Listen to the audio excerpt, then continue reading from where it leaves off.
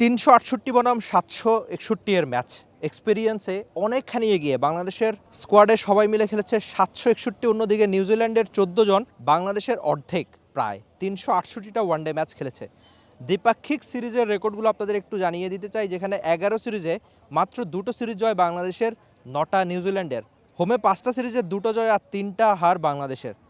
46 one day ম্যাচে 11 জয় বাংলাদেশের, নিউজিল্যান্ডের 34, আর দেশে 16 ম্যাচে বাংলাদেশের জয় 8টা, নিউজিল্যান্ডের 7টা match, 1টা match no result.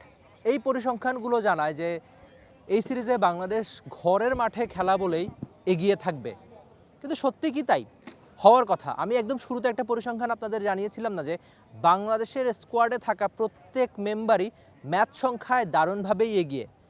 New Zealand একেবারেই নবীন দল। এই সিরিজ শুরু থেকেই আলোচনা হচ্ছে যে নিউজিল্যান্ডের দলটা কেমন, কতখানি শক্তিশালী, দ্বিতীয় সারির নাকি তৃতীয় সারির দল। কেননা নিউজিল্যান্ডের প্রায় 14 থেকে 15 জন ক্রিকেটার আইপিএল বা পিএসএল খেলায় ব্যস্ত। আমরা একটু বাংলাদেশের প্রসঙ্গে আসি। ঘরের মাঠে সবসময় বাংলাদেশ দারুণ খেলে, কিন্তু সবশেষ নিউজিল্যান্ডের সঙ্গে ঘরের মাঠে 2023 সালের দিকে বাংলাদেশ যে সিরিজটা খেলেছিল, সেখানে কিন্তু বাংলাদেশ দল হেরেছিল। সেই আক্ষেপটা নিশ্চয়ই দূর করতে চাইবে মেহেদী হাসান মিরাজের দল। উইন্ডিজের সঙ্গে সিরিজ জয়, তারপর পাকিস্তানের সঙ্গে দারুণ ক্রিকেটটা খেলে মিরপুরের হোম অফ ক্রিকেটে সিরিজ জয় উদযাপন করেছিল এই টাইগাররা। একদম ম্যাচ শুরু হওয়ার ঠিক আগে আগে আপনাদের দলের যে অবস্থা, এখন ওয়ার্ম আপ চলছে, তারা নিশ্চয়ই সিরিজটা জিততে চাইবে। আগের দিন আমরা মেহেদী হাসান মিরাজের মুখে শুনেছিলাম দল নিয়ে দারুণ আত্মবিশ্বাসী ক্যাপ্টেন। আদতে আত্মবিশ্বাসী তিনি হবেন না কেন? কারণ তার দল সাম্প্রতিক সময়ে ওয়ানডে ক্রিকেটটাও দারুণ খেলছে। মিরপুরের হোম ক্রিকেট একদম তাদের হাতের তালুর মতো চেনা। এই মাঠে বছরের পর বছর প্র্যাকটিস করে, কিন্তু ওই যে সবচেয়ে বড় সমস্যা যে উইকেটটা কেমন হবে সেটাও আলোচনার বিষয়। সেটা কি পেস সহায়ক হবে নাকি স্পিনাররা দারুণ করবে?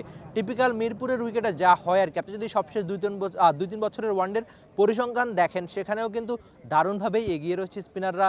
আমার যতদূর মনে পড়ে, এই মাঠে সবশেষ 3 বছরে একবারই কোনো পেসার 5 উইকেট নিয়েছে বাংলাদেশের, সেটা নাহিদ রানা পাকিস্তানের সঙ্গে দেখেছেন। তো মিরপুরে নিউজিল্যান্ডের সঙ্গে নিশ্চয়ই বাংলাদেশের পেস ইউনিট, স্পিন ডিপার্টমেন্ট সবাই দারুণ ক্রিকেটটাই খেলতে চাইবে।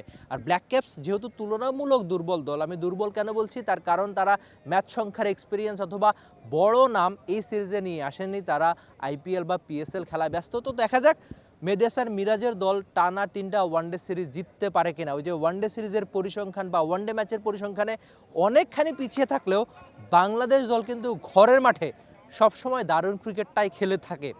এবার দেখা যাক মাঠে ক্রিকেটের টিম টাইগার্স একটা দল হয়ে খেলতে পারে কিনা আর সিরিজটা জিততে পারে কিনা। Rifat Emil, T Sports, Dhaka.